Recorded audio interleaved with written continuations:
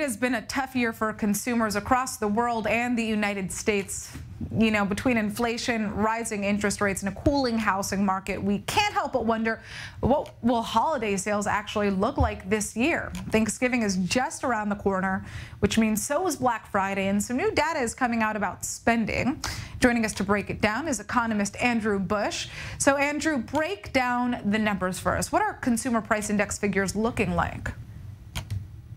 Well, from the CPI standpoint, it's not good, but it is softening. We had a peak of over 8% in the United States just a few months ago. Last month, it dropped down a little bit, but it still remains very, very high. And this, of course, is eating into consumers' pocketbooks, especially for things like oil and gas and, anything to do with their autos and food. And so that takes away from discretionary spending for things like that are on sale on Black Friday. Right. So, what are economists actually forecasting for the holidays, and how are retailers responding to, the chance that there's going to be a lot less sales?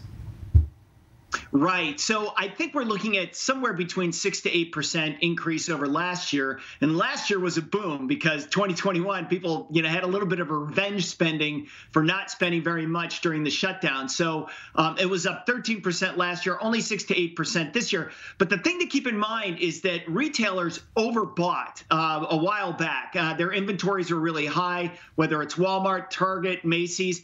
And so they've been running Black Friday sales really since the beginning of November. So I would expect Black Friday and maybe Digital Monday or Tuesday, I forget which one it is, to be not as robust as they've been in the past because these sales have been going on. Right. Cyber Monday. So, what I actually want to know is, are there any real deals to be had right now?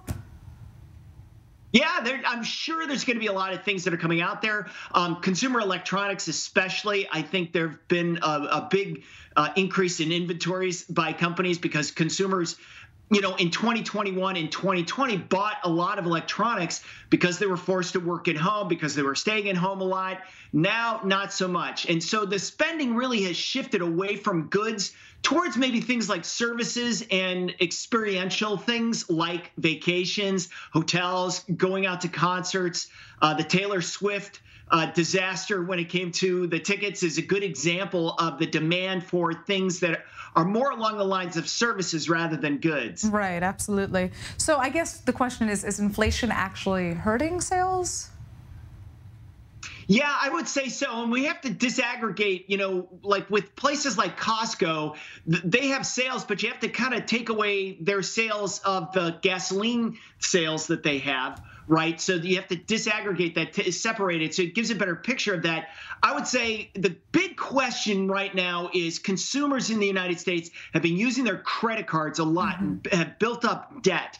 And so it's a question of, when does that roll over? When did they say, Uncle, I'm not going to spend any more on my credit card? And then you start to see sales drop with a lot of anticipation of a recession, and really a global recession, towards the end of this year into 2023. That's the question we don't know to be answered just yet. Well, still 6 to 8% it's not bad, right? At the end of the day, the question is, we're seeing these reports of parents buying less, baby clothing. Are we really seeing those signs of financial distress in the United States right now, in your opinion? Not yet. It shows up in the housing market for sure. Anything that was associated with an interest rate. Auto loans is a great example of that, and housing. Those are the first couple of places where you really see things take a hit. And we're only getting through some of those numbers now. It will get worse later. And as everybody knows, monetary policy works with a lag. So it takes a while for that to work through the economy and see the numbers. But I would put about a 65% chance that we'll see a recession in the first half of next year in the United States as those interest rate hike bite and consumers really dial back their spending. Right, which then brings me to the housing market, which you just mentioned yourself. Are we seeing any shifts already in terms of the cost of housing? And obviously we know that mortgage rates have spiked, but is it as significant as we assumed that it would be? Well, the thing is like this isn't like 2007, 2008. This is not the global financial crisis that's about to unfold. Banks and the whole credit system is so much better here in the United States and around the world than it was back then.